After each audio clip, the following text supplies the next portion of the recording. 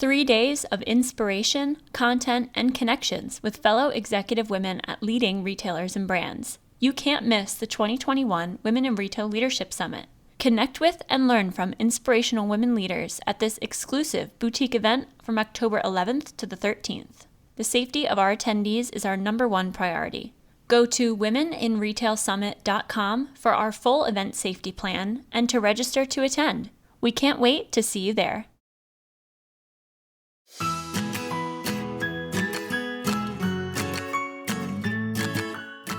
Hi, everybody. Welcome to Women in Retail Talks. I'm Melissa Campanelli, the co-founder of the Women in Retail Leadership Circle, as well as the brand and content director for the Retail and Travel Group at NABCO Media. And today I'm thrilled to be speaking with Sally Mueller, who is the co-founder and CEO at Womaness, which is a company that offers self-care and wellness solutions for women either about to or going through menopause. Today, we'll be talking about Sally's career journey, why she started her company, and why she's an advocate for women over 50. So let's get started. How you doing, Sally? Hi, Melissa. So excited to be on your show. Yes, we're so excited to have you. I've heard about your company through the grapevine over the past couple of months, so I'm excited to dive into it a little bit and share your story with our listeners.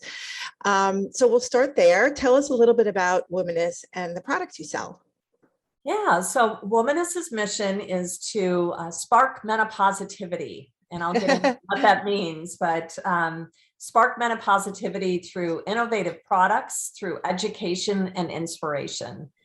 And we really, we do have a full line of product, 13 products in the market that are built around the major symptoms of menopause, from changing skin to low libido, to hot flashes and mood and, light leakage, even some women experience incontinence issues. So we are really a full solution. All of our products are under $40 and our formulations are really very, very safe, very clean, all doctor tested. We used clinically proven ingredients. So we're very, very proud of our products. And then in terms of the other pillars of our brand, education and inspiration, they are as important, honestly, as our products.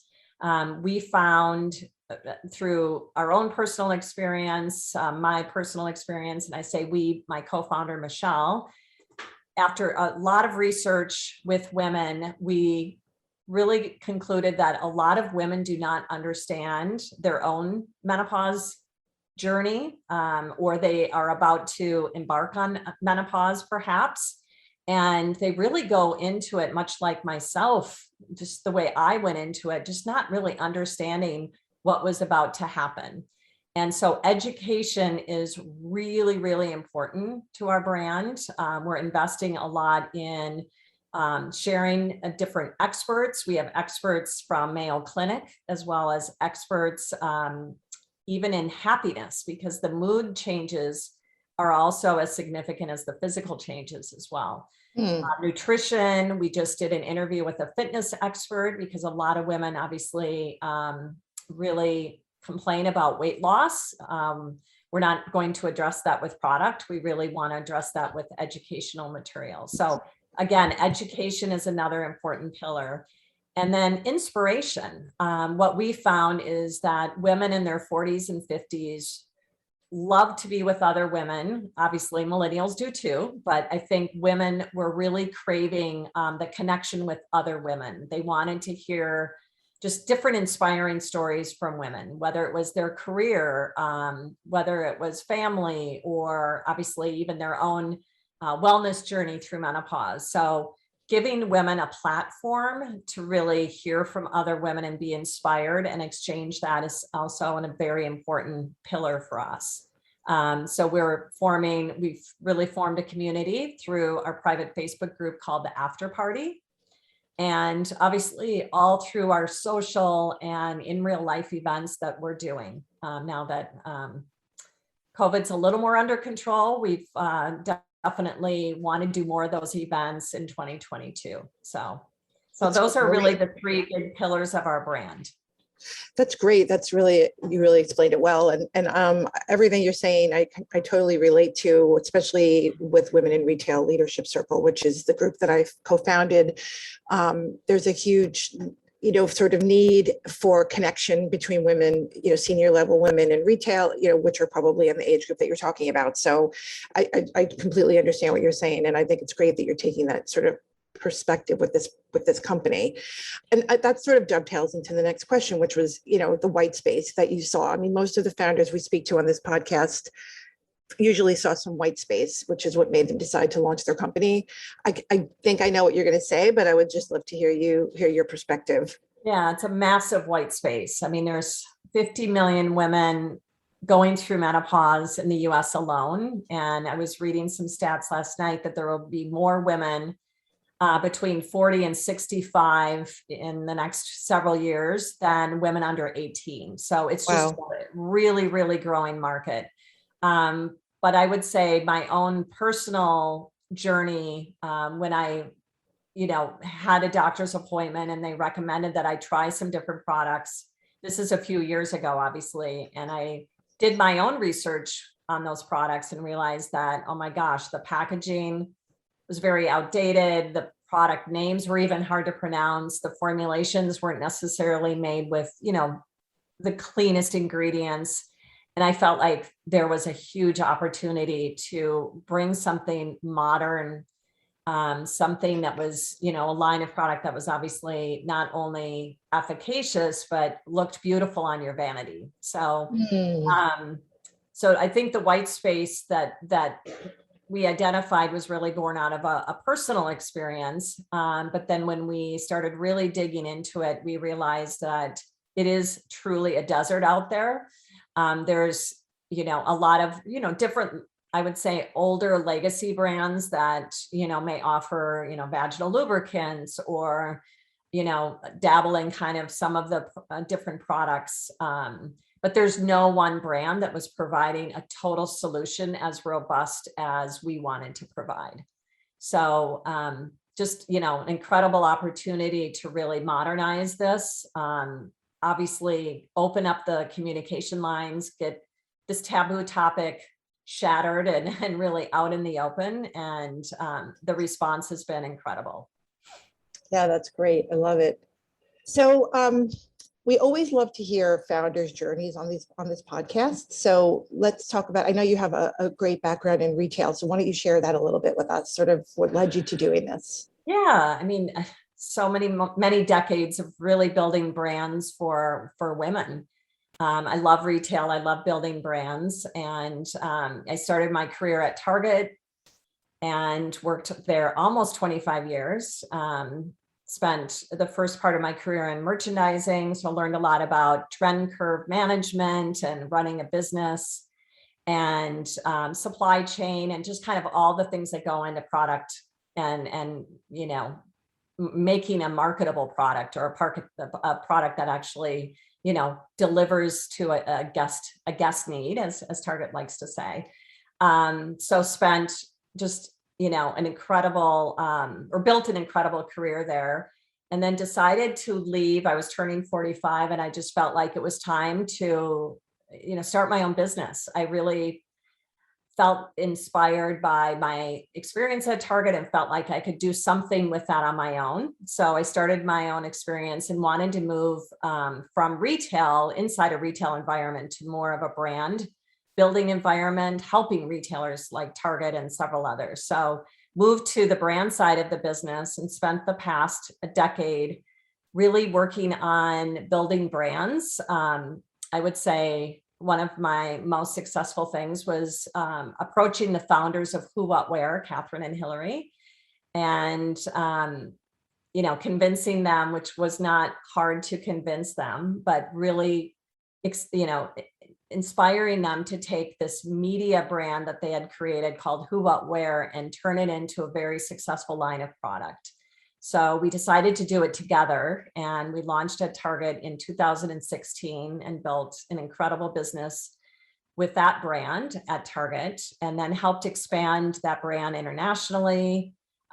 through different product categories, footwear and accessories. I mean, it was a really great case study of, building a brand, product line from the ground up, although the community was really formed around the brand.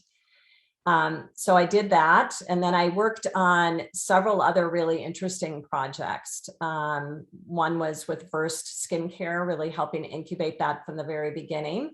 So that was born out of a need for affordable, efficacious skincare that was also, beautiful packaging, a cool voice, and really was, part of that leadership team from the very beginning. And then someone that worked for me, Melanie, took it over and ran with the ball on Burst, and really built it into a very incredible brand. So I've had a lot of experience in the last 10 years building brands that are very successful at retail. And so when this opportunity came about, it was really, again, born out of a personal need, my own personal journey through menopause, and realizing that there were no solutions that really spoke to me directly. I was looking for something that was modern, that had a very, cool, relevant voice to the brand. Obviously, the product had to work. The packaging had to look, very, very attractive, and a community that I could go to and get information. So my co-founder, Michelle, and I really decided to do this together, and she brought an interesting perspective. And she was realizing that there were so many women in their 40s and 50s that were really left uninspired in their careers. They were very successful, very creative, very strategic women, but there were so many women that wanted to leave their big corporate jobs and do something for them, finally do something that was really fulfilling for them. And, we took that real need and that inspiration and thought we needed to really tell these stories of these different women, not just menopause stories, but just stories around, for women around, 45 to 55 and even beyond. There's so many amazing women that are doing interesting things. And so that was a third, like I said, that's like the third pillar of our brand. And so all of our personal experiences between what I went through and what Michelle has gone through really went into creating Womaness. Great. That's so fascinating, and so interesting that you have the brand building component of your career under your belt as well. I love that Who What Wear brand. So that's really interesting. So let's talk a little bit more about the market you're serving. I think you said 50 million women are expected to be in menopause, or 50 million women are in menopause now, but I've heard that 100 million women are expected to be by 2025. And I've heard that that's a $600 billion opportunity, Right. which is unbelievable. So given that sort of market share, how are you going about marketing, promoting, advertising the products? Like, are you using social media? Is influencer marketing something that this market would be interested in? You mentioned events earlier. Like, I would just love to dive into that a little bit. Yeah, no, it is interesting. And we always say there's no playbook for marketing to this woman. Right. She is definitely savvy, socially savvy. She is still consuming traditional media. So it's really important to kind of, appeal to her in the places that she's consuming her information or inspiration.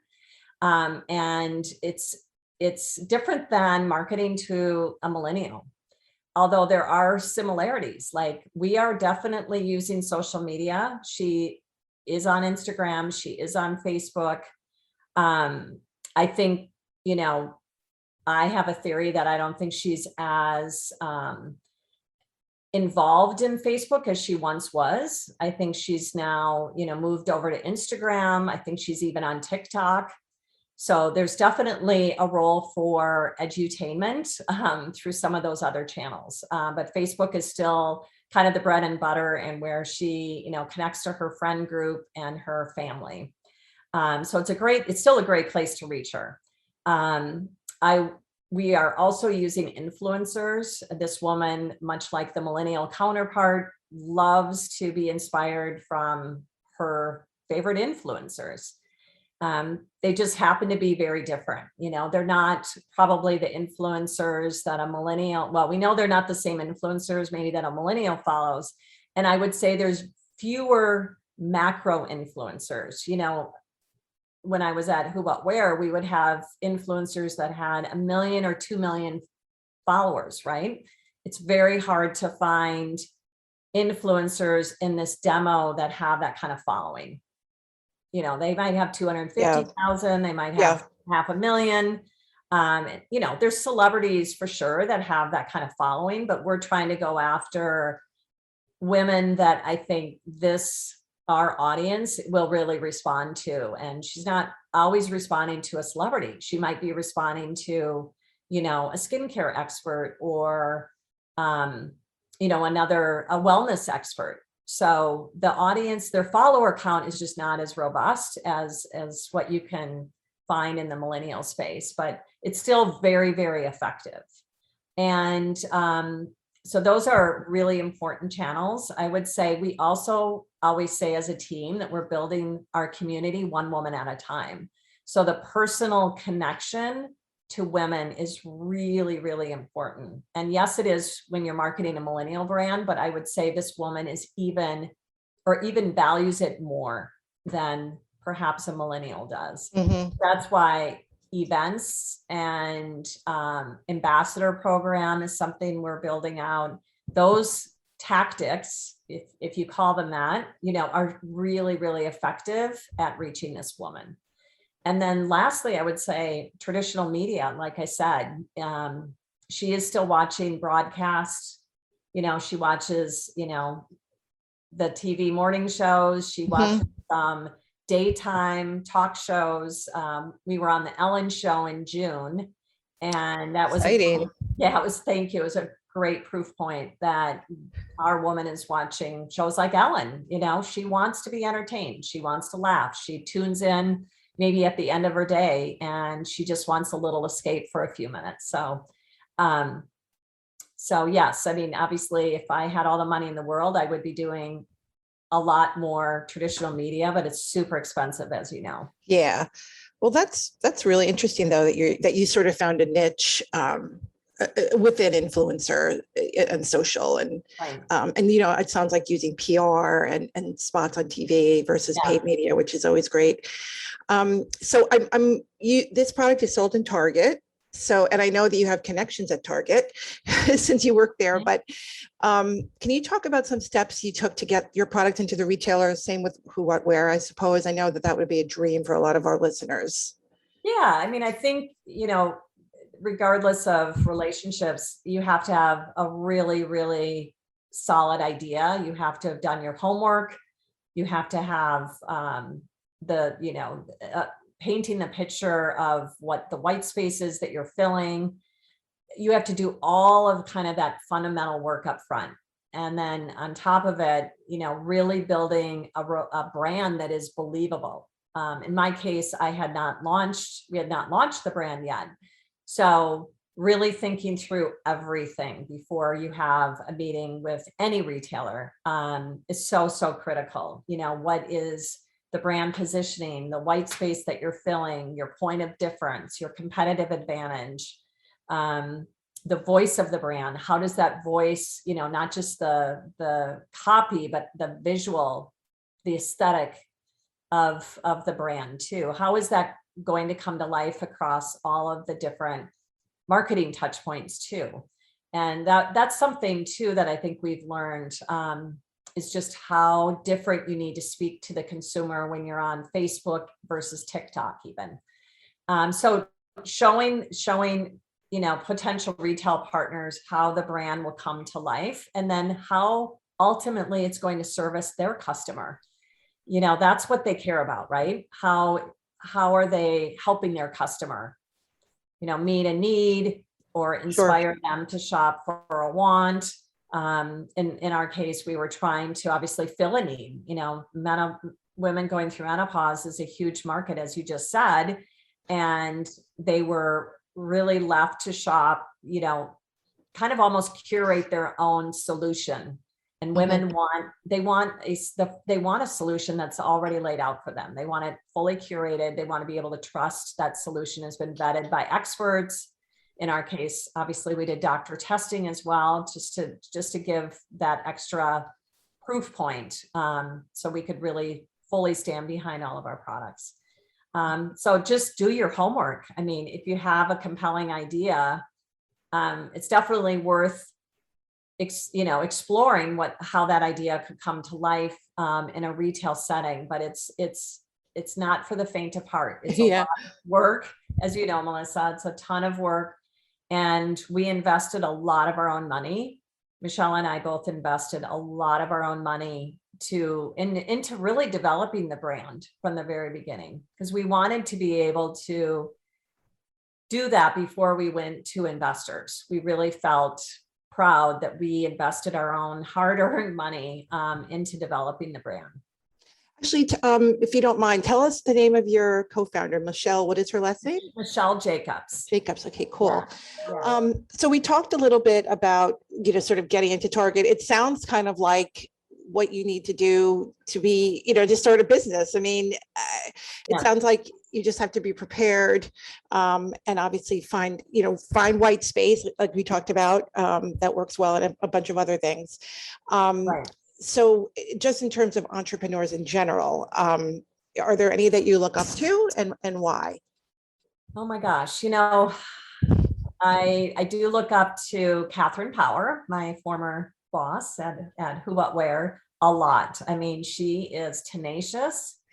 I've been through so much with her, so many different learning moments. So it's so fun to look back and think about some of the moments and the navigation, because when you're in a startup like this, you can't possibly prepare for everything.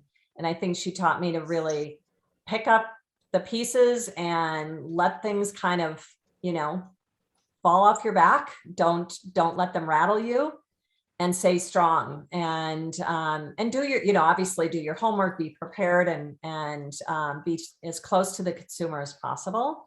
I mean, that was what was fun about being at Who What Wear, is we were so connected to our community, and we knew that woman so well. And so I learned a lot from her. There's honestly, I have a former friend that retired from Target that taught me a lot about building relationships and, navigating all of the different levels of organizations, and she always had such an incredible message to her team. So for many years at Target, just absorbing her message, I think left such an impression on me. So I really do believe that it's important to have a lot of mentors in your life. I don't have just one, but I do look up to, all these women and different pieces or different experiences that they have taught me, and different skill sets that they have taught me to build, because it's not everyone is the full package, right? Yep. Not everyone is good at everything. Yeah. I mean, all of us, myself, I know I have so many blind spots, but if you can kind of learn from these different women and, even men in my life, because I don't think it's just about learning from other women. I think some of the men in my life have been really, really helpful. So. Yeah, definitely. I've heard it called your personal board of directors. You need several parts. Right. So the holidays are coming up. There's so many issues right now. A lot of our members and our readers are talking about with supply chain issues, and just kind of, what are you planning in general for the holidays? Yeah, I mean, for us, holidays are right here. There's September, October. Yep. Menopause Awareness Month is October. Oh, wow. Okay. It's Women's Wellness Month, Breast Cancer Awareness Month, even though we're not, specifically, building products for that. We are highly aware of that being, part of October, because it really ladders up to women's wellness, and we're, building a women's wellness brand in a lot of ways. So that's our Christmas, to be honest. So we're very focused on, just even the next 60 days and doing a lot to bring awareness to women's wellness, obviously menopause, and changing the conversation around that continues to be part of our mission. So hopefully getting some national platforms in order to tell our story. So thank you for this, because anytime we have an opportunity to amplify our story, we love it. It really helps us. So thank you, Melissa. And then after October, obviously we go right into, like you said, true holiday. So for us, it's being in the game. We do feel that we have giftable products. We won't be the most giftable. Obviously, we're not a fragrance brand or maybe a color cosmetic brand that's selling a palette, but we do think that wellness is becoming much more giftable. So we'll definitely have some gifts offered on our site, and we want to be out there. But for us, like I said, our Christmas is really in the next 60 days. Mm-hmm. Great. And then lastly, what are you most looking forward to going forward, either professionally or personally? I know this has been such a crazy 2020 was horrible. And then 2021 has been such an up and down year. So what are you kind of looking forward to going, as we move into 2022? Yeah. I mean, what really gets me up in the morning, quite honestly, is just meeting all these amazing women, so just through the brand, it's opened up so many new relationships. Obviously I met you through this, but hearing from our customers and just continuing to really build out our community, I think is what I look forward to the most, and really making a difference. I mean, we continue to hear from women that they're so excited about our mission. They love that our products are safe and affordable, and they can buy them at, not just on our site, but obviously through different retailers, Target obviously being that key retail partner. So they love that. And I think I just look forward to continuing to build those relationships with firsthand with our customers and meeting more and more women to tell our story. So I'm most excited about hopefully giving, more press opportunities to tell our story. Exciting announcements that we'll make in October around Menopause Awareness Month. So fantastic. I'm looking forward to it. And I'm so happy to share your story, because I think there's definitely a need for what you're selling and for what you're teaching. And I think, I'm excited about the product as well. Or the company as well. So thank you very much, Sally. Actually, that's about all we have time for, unfortunately. And I also want to thank those of you out there listening for joining us on this special episode of Women in Retail Talks. For more information on this podcast, please check out our podcast channel page at womeninretail.com/podcast for show notes. Women in Retail Talks is also available on Apple Podcasts, Google Play, Stitcher, and Spotify. Make sure to subscribe to our podcast channel page as well. And finally, if you've enjoyed this episode, please take a few moments to rate it. Thank you. And until next time, this has been Women in Retail Talks. Join us for this year's Women in Retail Leadership Summit, being held October 11th to the 13th. Go to womeninretailsummit.com for our full event safety plan and to register to attend. We can't wait to see you there.